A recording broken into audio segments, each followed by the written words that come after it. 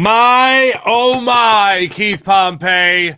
Joel Embiid appears to be scrimmaging, and I'm fully back. I am so back right now. I am on the bandwagon. I'm with everybody else. It's all I needed to see. I want to get your take on it and more when we return. This is your edition of Locked On 76ers.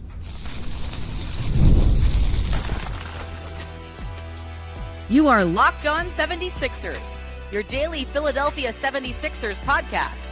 Part of the Locked On Podcast Network, your team every day. And we do thank you for making Locked On 76ers your first listen every day. Part of the Locked On Podcast Network, your team every day. Keith Pompey, Marc Farzetta. It hit the social media platforms yesterday, and it was what we've been waiting for, Keith. Now, you have mentioned this many times, just for people playing detective at home. This is Joel Embiid at practice a week and a half ago now. Not wearing the scrimmage jersey, just wearing the white cutoff sleeve T-shirt, talking to VJ Edgecombe. I'm certain he is just doling out wisdom. And then yesterday, we can't play the video, but I can show you the still. Here he is in the scrimmage jersey, the blue scrimmage jersey, and this is a still right before he feeds Tyrese Maxey on a bounce pass for a cutting slam dunk. I'm rejoicing, Keith. I'm rejoicing. Is the Sixers Nation have a good cause for celebration right now? I think so. Yeah, I do. Because when we think about it, I mean, you know, again, we don't know how long he was out there scrimmaging, but at the same time, you know, when you think of things in the past, it was even when he didn't have these type of injuries that he was overcoming, Joel wasn't out there scrimmaging early on. Like, it was always, you know, he used training camp to get back into game shape and do certain things. I think that this is it's reason to be a reason for optimism. Now, again, I don't know how long he is, but if you look at that photo, it looks like he's working up a sweat. You know what I mean? You look at his arms and everything like that. The jersey looks a little saturated. So there is reason for optimism. I mean, you know what? Probably everything that was written, the stuff that he said, you know, people giving up on him. It appears that he could possibly be motivated to prove a lot of people wrong this season. I love that we're looking at sweat content of the jersey. The blue jersey is the starter jersey, correct? The white jersey Correct. Is the backup, whatever. The yeah, reserve white is a gray one, kind of like light gray. But right. Yeah, that's the reserve. Yep. I am absolutely fascinated by this. And what I will always go back to in that article is the taking responsibility and being accountable, which is what a lot of people have been crying for Joel Embiid and calling for from Joel Embiid, is to be accountable.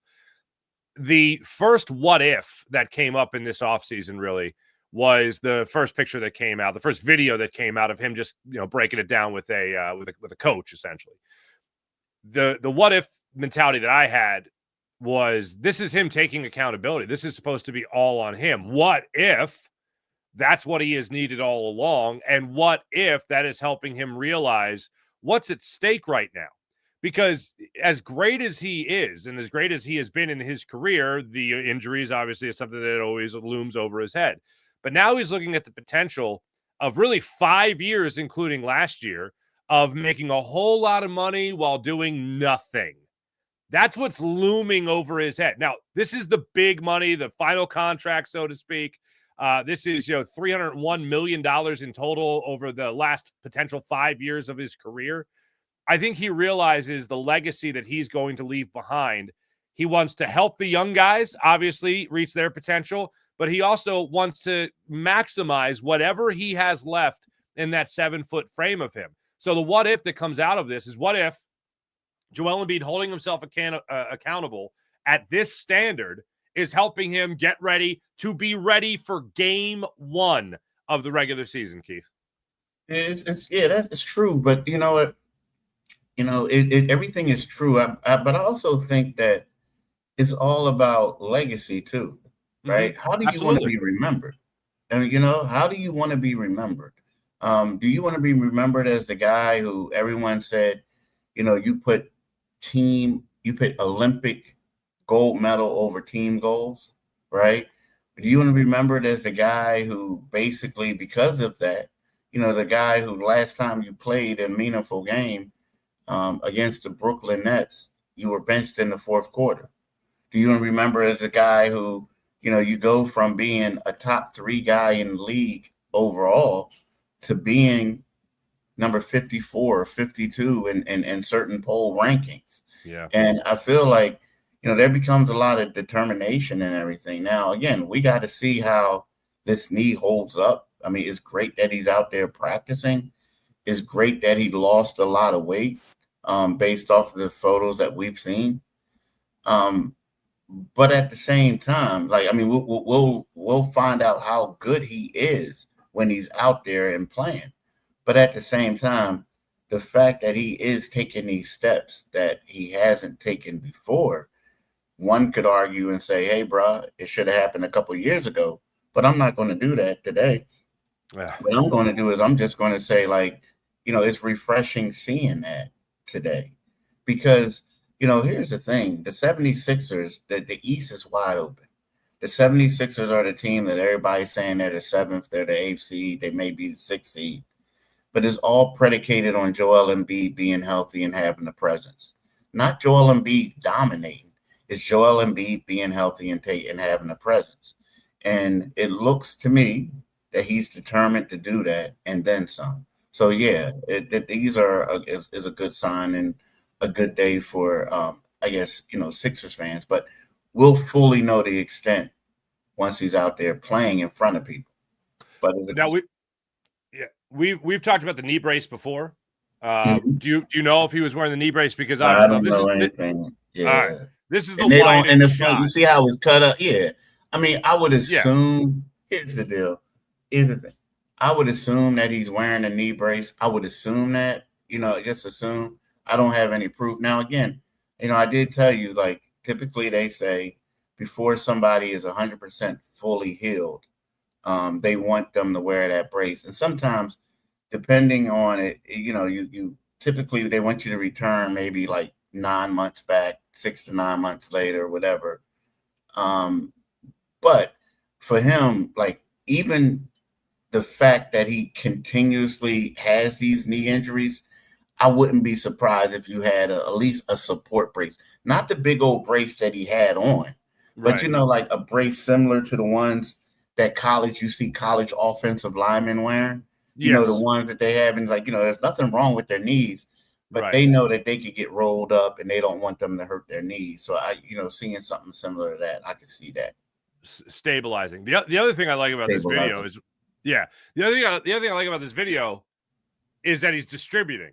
I know that's just a very small thing, and it's, again, we're talking about now, Keith. It was just 6 seconds. Now we have 12 seconds of Joel Embiid highlights in the offseason. So I know everyone's excited about that, but I like the idea of him feeding a cutting Tyrese Maxey. I know that this is the lowest of the low in terms of really scraping the bottom of the barrel to try to pull something out of this video. I realize that, but I like it because one of the things I have asked is for Joel Embiid to continue that push, I guess is the right word, of trying to be more like a Nikola Jokic in terms of distribution. We saw after the MVP season, Jokic goes and wins the championship that year. The following year, Joel Embiid starts having career highs in assists. And that's not really something that obviously we had seen before. I think that will take a lot of pressure off him and realizing that, oh, look, I got Tyrese Maxey, who I know can score. I got Paul George that I know, like me, when healthy, he can score. I'm not looking for him to be, I know we always talk about point forwards. I'm not looking for him to be point center. Okay. That's crazy. But just be the guy that is using good court vision, which when he wants it, he has it. Be the guy that could set up his teammates to score points. And I'm not saying that just this video means he's going to do that, but it just reminds me of the mindset he had after he won MVP, Joker won the title, and he made a conscious effort to be more of someone to distribute than just somebody that was all about the bucket. Yeah, and that's the thing. That was, when you think of that season, and it was funny because Nick Nurse wasn't the coach of the Sixers at that time. And I remember when they played them, in the first round of the playoffs, and Nick was asked, why is Joel so tough to guard this season? And his response was because they got him up at the elbow and they got the ball to him and he's facing people. And there's this threat of him to pass. And so when he's doing that, then all of a sudden you change defenses and then he's dominating and scoring a boatload of points. So, I think, like, to me, he doesn't have to lead the league in assists, so to speak, to be that guy. But just the threat of him passing the ball and the threat of him passing the ball to cutters, like in that one video, it was a bounce pass it looked like a bounce pass to Tyrese Maxey cutting to the basket for a dunk. If he does that and he has that threat, the 76ers are going to be hard to stop if everyone is healthy, right? Everyone is healthy. So, yeah, I really like what I saw in there. And Nick Nurse was like, yeah, they got him at the elbow. So basically, they'll have success if they'll do what Doc Rivers implemented a couple of years ago with Joel Embiid. Mm-hmm. But obviously nothing happens without Joel Embiid being like, yeah, that's a good idea. I need to do that. Now, let me ask this because you brought it up. Was it Doc Rivers that said, hey, we need you to distribute? Or was it Joel Embiid being like, I need to do this? No, I think it was more like Doc Rivers. Doc Rivers was looking at ways to get him unhinged, like to get him, like, basically easier scoring opportunities. Because when you look at Joel, he'll put you in no man's land because of his ability to, he was mobile for a big. Even while he was banged up, he was still mobile for a big. He was a tough matchup. Mm-hmm. And what happens is when you try to guard him and double team him there, it was also tougher to strip the ball or to get these steals, right? Like when you're in the paint and you're doing stuff, it's easier because there's less space. But there it was more freedom for him to do different things. So, I'm pretty sure it was a little bit of they went back and forth and they agreed upon stuff. But that was Doc Rivers, looking at ways to get Joel Embiid going and to limit the turnovers that he has. And as we found out, he was basically unstoppable to guard while playing, at the elbow. Does this change anything you plan on hearing on Friday Media Day? I think that people are still going to ask the same questions, like, can he, like, where is he at? I mean, the number one question is you got to ask him, like, where is he at in his recovery? Right. Is he going to be able to play? Do you envision him playing in Abu Dhabi on October the 2nd, the first preseason game? If not, do you guys intend for him to play in the season opener on October the 22nd, 20 days later, against the Boston Celtics? So I think those are the two main questions.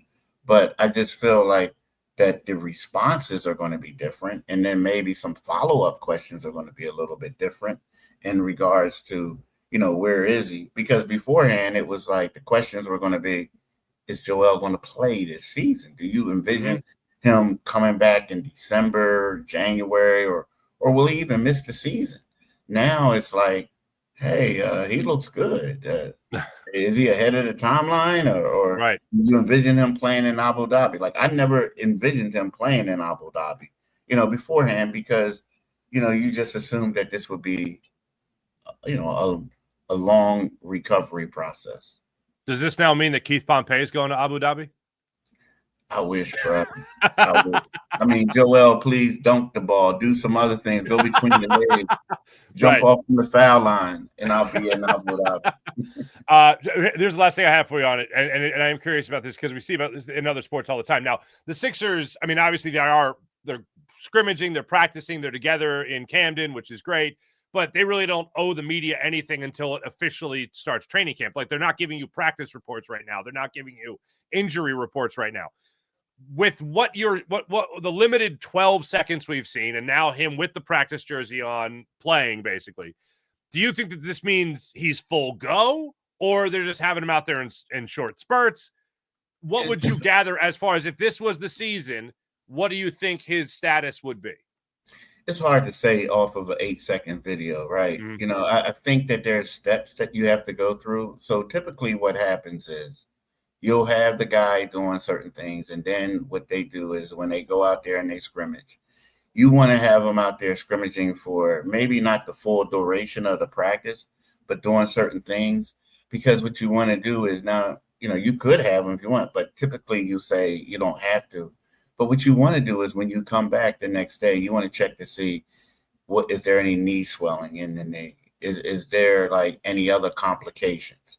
And then you monitor that, and then you move forward, and then you do do a more strenuous workout or add more to his plate. So those are certain things that I think that could be going on right now, you know. But again, there's no way of telling just from that 8-second video. But, you know, I was told a week ago that that's all he was doing was shooting, making shots.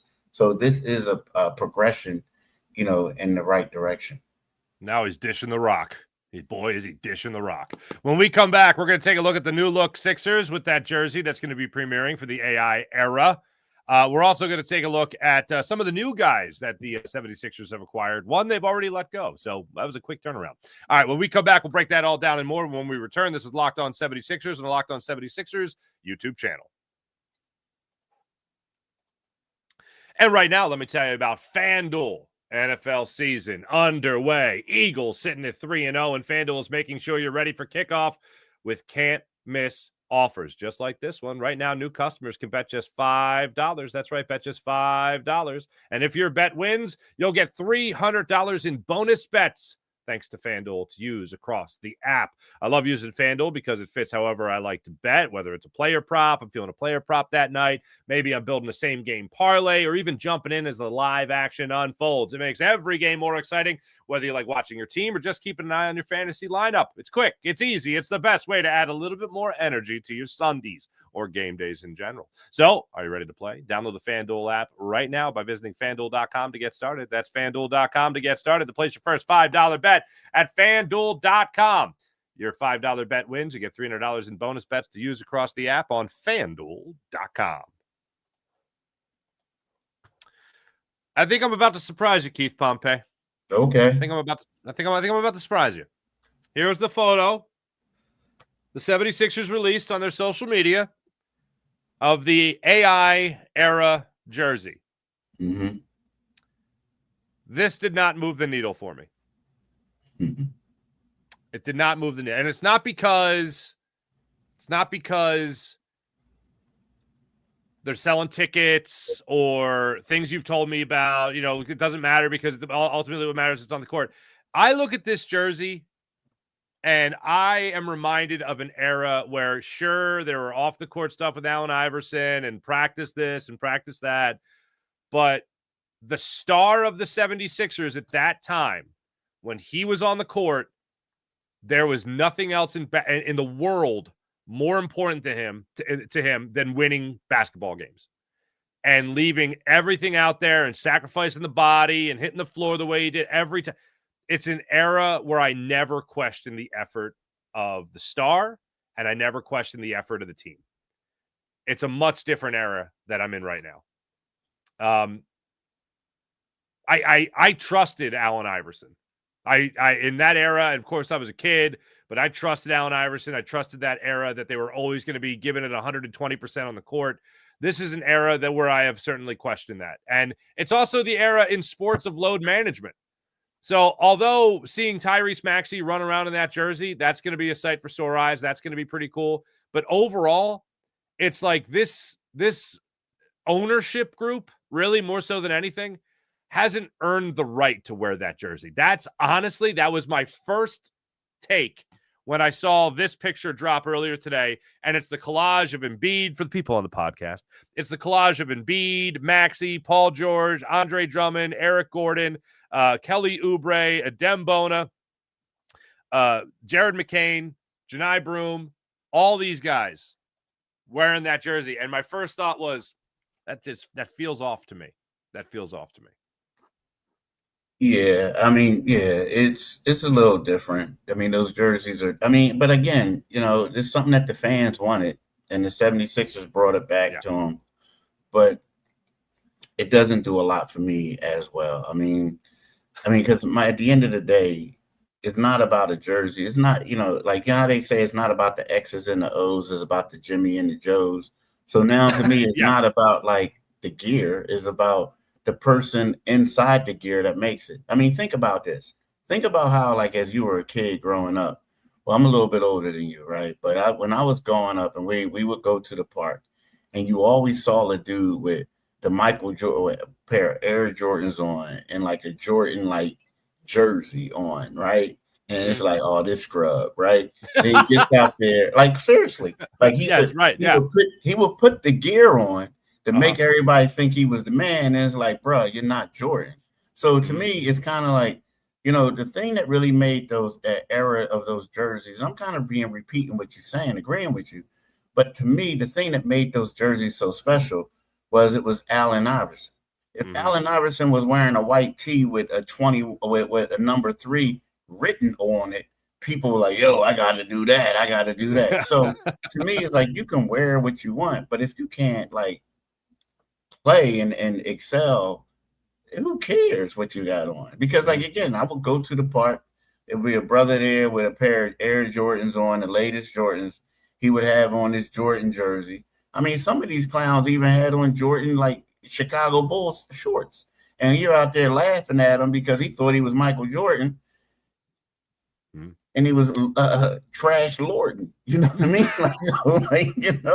Yo. Right. Looks like Tarzan plays like Jane, the old expression.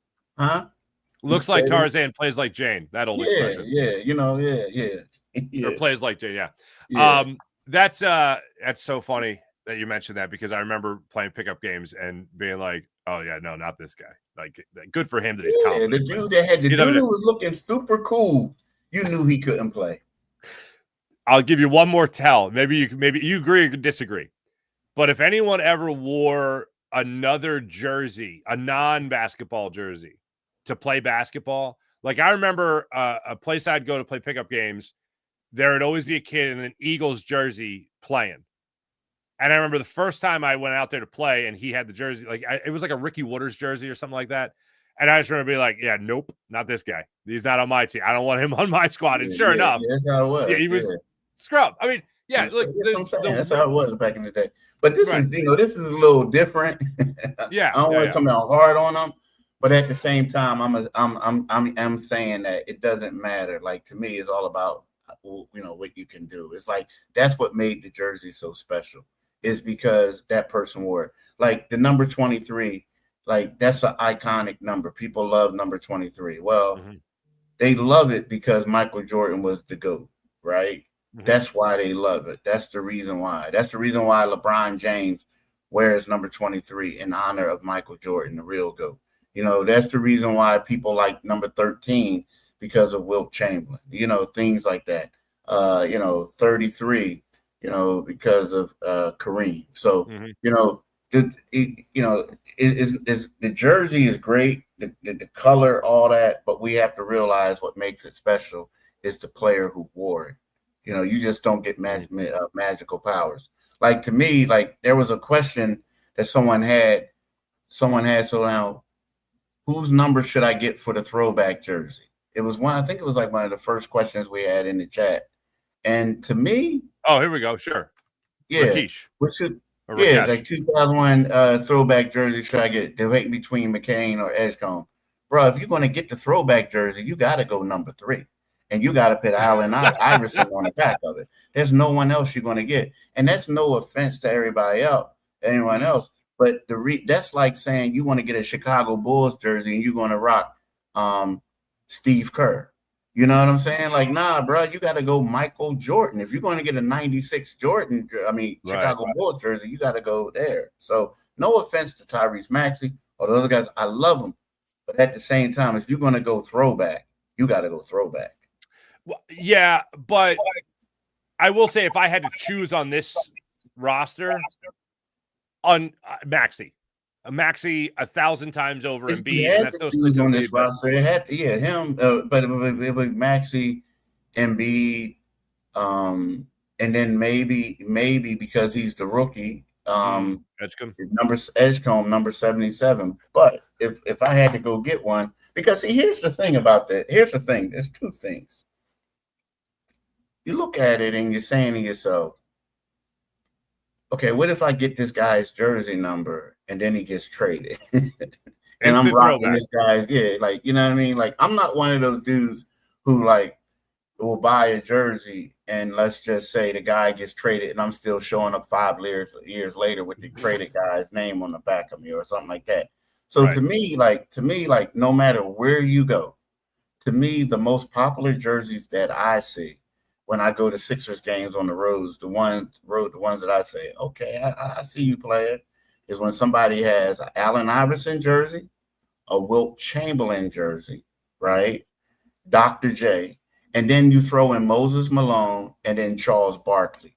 But the Charles Barkley one only has to be a certain one because after that, he got traded too, right? Mm-hmm. But you do it because of, Hall of Fame. He went in, and all this stuff. But the other guys, man, the first 3 is Wilt, and I know he was traded, but AI and Dr. J, those are my guys. And the thing about the Wilt Chamberlain one, it has to be a vintage 1960 jersey.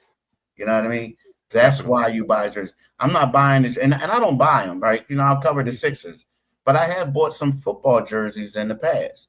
And if it was a player or something like that, they had to do something special, or they had to be like a lifelong guy. Like, I'm a New York Giants fan. We all know that. So I bought an LT jersey. You know what I'm saying? Because he was the GOAT for the Giants. And also the best defensive player to come out of the NFC East. Did you? Oh, look at you throwing shade on Reggie. Look at you. Look at you. I'm just Reggie left. I mean, really, you're talking about the best ever, really, in all the NFL. You don't think Lawrence Taylor was like the best?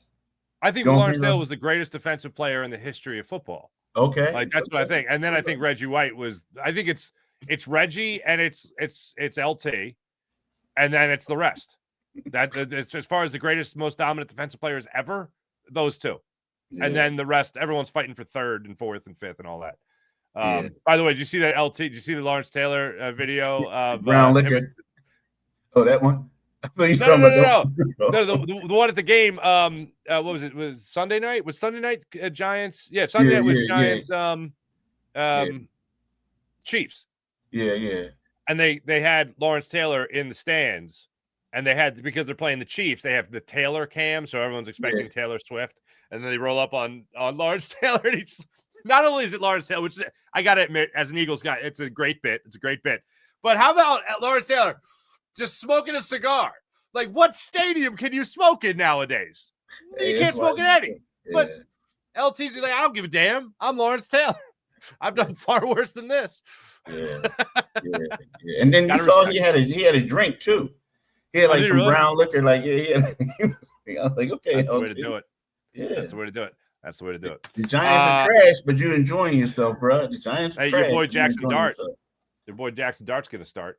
Yeah. Hey, real quick, anybody of the new guys jump out to you? They already who did they release already? It's Imani Bates, Kennedy Chandler, Malcolm Hill, Jalen Martin. Who'd they already let go? They got rid of Jalen Martin already. Now, here's the thing. When you typically sign guys to Exhibit 10s, they're basically like camp deals, right? But the thing with the Exhibit 10 is you're basically signing these guys to be on your G League team.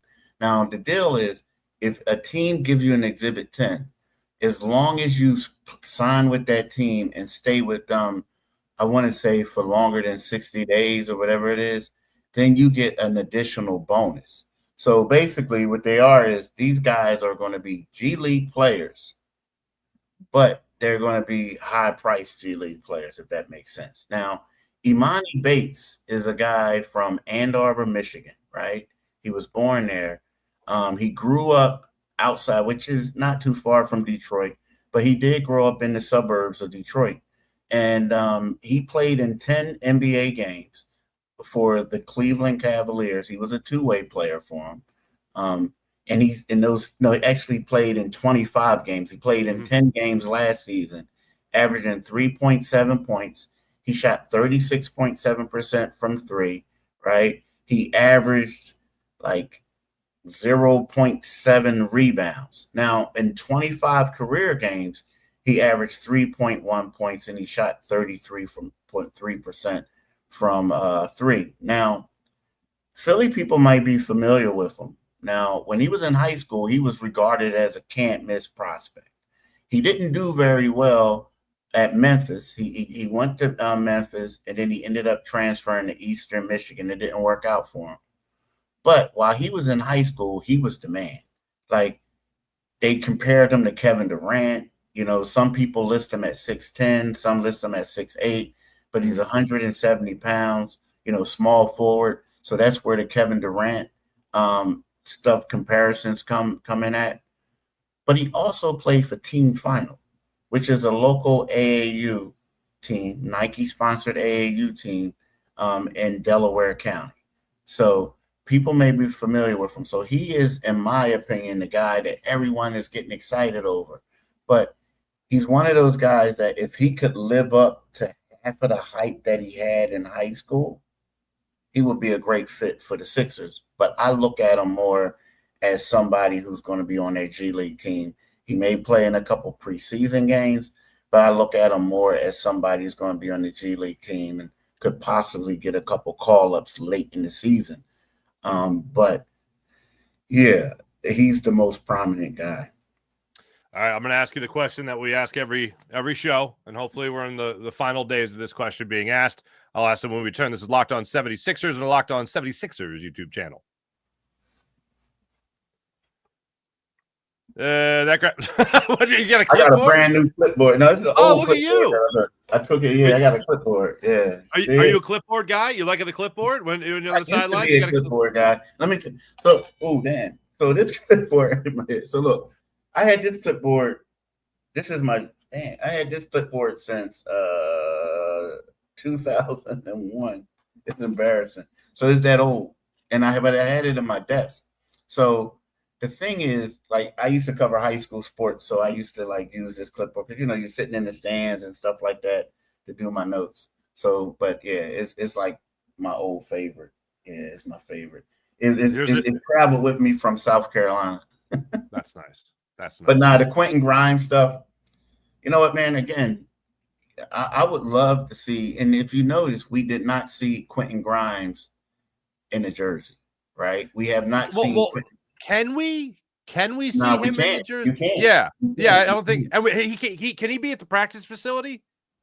I mean, I guess you can, because you can go to the practice facility. I don't know if you can work out or anything like that. I mean, maybe you can, you can't, but you're not a part of the team right now, and it doesn't. What if he rolls an ankle or something? Yeah, you roll an ankle, you messed up. But again, I keep saying it from day one. It's kind of like, look, dude, if you want to make an impact with this team, you got to get this thing handled. You do.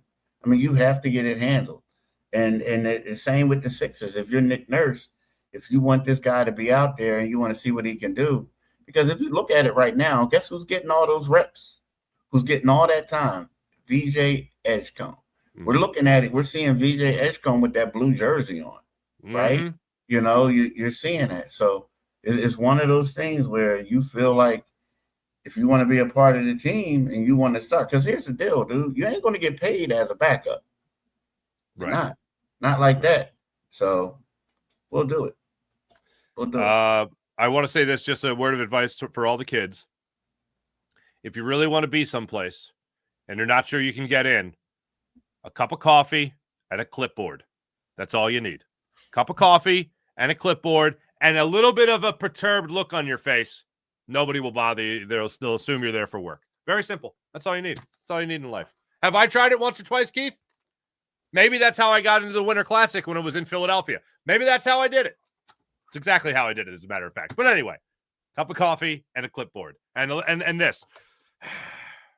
That's all you need. That's here. I'll even try it with here. I have my legal pad. I'll try it. Just A little thing Oh, like that that. a cup of coffee. Oh yeah, a cup of coffee. That's a cup Yep. of coffee and this and that. Yep. I'm here for work, obviously. Do not stop me. I'm very bothered. I'm very perturbed. Simple as that. His name is Keith Pompey. My name is Marc Farzetta. That's life advice right there. Also, while we were talking about jerseys, I never bought a jersey of anyone I was older than, nor will I. That's my one rule on jerseys. So throwbacks. Yo, it's funny. You know who I bought though, but because people gonna kill me for saying this. Oh boy. But I bought a Plaxico Burress jersey. Right? and the reason I did. See, here's the thing. When I lived in Virginia, I covered Plaxico Burress in high school. All right. But he was funny as heck, man. He was funny. So when he went to the Giants, it was kind of like, yo, I know the dude. And cool. He was a great guy. So I bought his jersey and stuff like that. I don't even know where the heck the jersey is now. But look, I gotta tell you this crazy story about him, right? So I got a baldy, and he had a baldy. He had a baldy in high school. His hair was bald in high school. Was mine bald at that point particularly? No, I'm not 100% sure. I don't think so. But anyway, So Plax there, he went to Greenwood High School. They had a great 4x1. So we had this reporter at the paper. I was at the Virginian Pilot. I was an intern. So the reporter goes up to Plax and says, "Hey, I see you guys all have you guys all have baldies." She says, "Is it for team solidarity? Is it for this? Is it for that?" And Plax says, "Nah, man, we got the prom tonight." But bruh was trying to get this story where like they're all unified, they're motivated. They're like, "Nah, we just want to look clean." I was cracking up. Yeah. But they were. That's great. He was the man in high school. Well, I'll tell you this: of all the crazy Plaxico Burress stories, that's not that crazy. Oh yeah, he did some crazy things. I remember one time he was running the 300 hurdles. It was in the state meet, and he was like, dude, I'm telling you, he was like a great athlete. He was like one of the nation's top intermediate hurdlers. So they're running the 300 hurdles, and it's him and his dude, and they're like neck and neck. And then they try to go for the finish line, and Plex dives, and the other dude keeps running. And then you hear the coach like, "Why'd you die? Why'd you die?" Because what happened is, you don't know it, but it slows you up a little bit, right? Okay. So that's how he lost. Fair enough. Yeah, he did some crazy things. My man's name is Keith Pompey. My name is Marc Farzetta. Tomorrow, we will be one day away from a much-anticipated media day at the 76ers practice facility in Camden, New Jersey. Keith, I'm sure, will be pounding the pavement there. Keith Pompey, Marc Farzetta, this is Locked On 76ers. Make sure you guys like and subscribe. We'll be back with you guys tomorrow with a brand new edition of Locked On 76ers. See you guys then.